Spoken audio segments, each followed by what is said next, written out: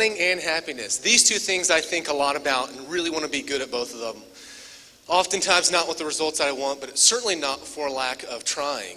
And when you're little, both of these things seem really easy. I can remember running all day long and never getting tired, and I don't think I knew what unhappiness was until I got into be in middle school.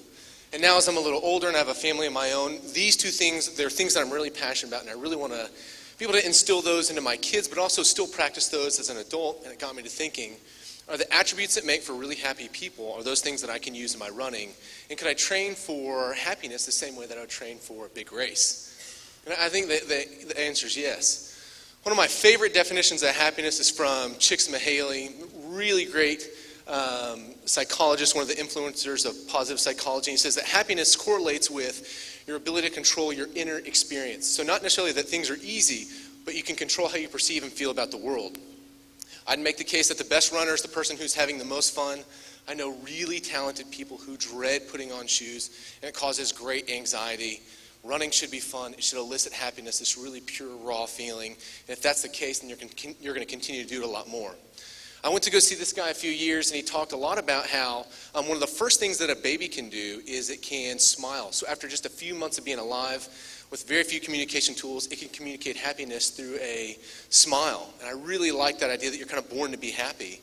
This is my son Samuel, who's here.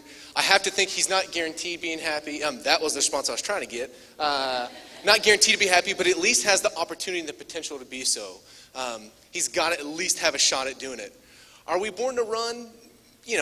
Are we born to run and are we born to like running are probably two different questions. But purely from a physiological standpoint, there are certain traits that humans have that allow us to run much farther than any other species. The Achilles tendon, our ability to sweat, which Fergie is putting on a show right there. There are some evolutionary theories that before we used tools to hunt, we actually would run our prey to complete exhaustion. A really great study on this from the University of Harvard last year. So you're born to be happy, you're born to run. However, these are not givens. It is not necessarily easy. It is a choice. And I say what we do tonight is let's talk about some strategies, or maybe different ways we can approach both of these things.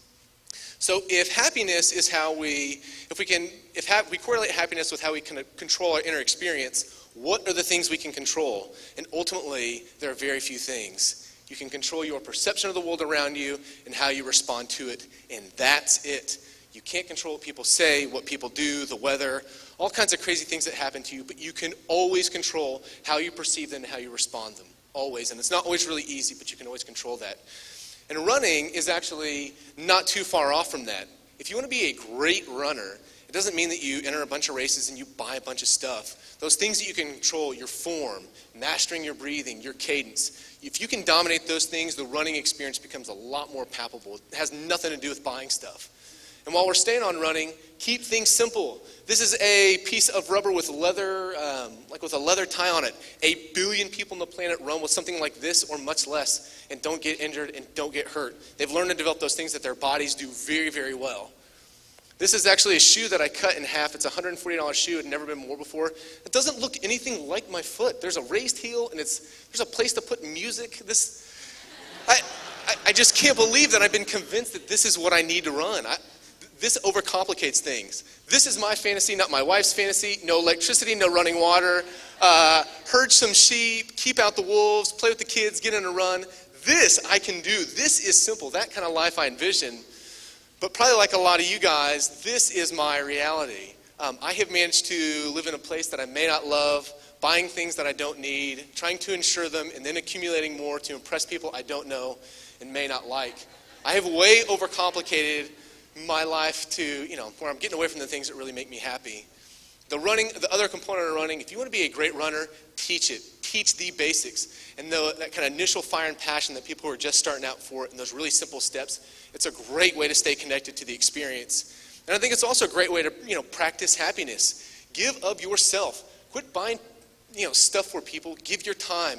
Be authentic. Make yourself vulnerable. You can be flawed, but give of yourself. That's all that people really, really want. So are these things easy? Not necessarily, but are they simple? Yeah. Are they doable? They sure are. And it is never, ever, ever too late to make your life better, to make it as great and as epic as you want to be. be brave, have fun. I wish you guys the very best of luck, and thanks for having me.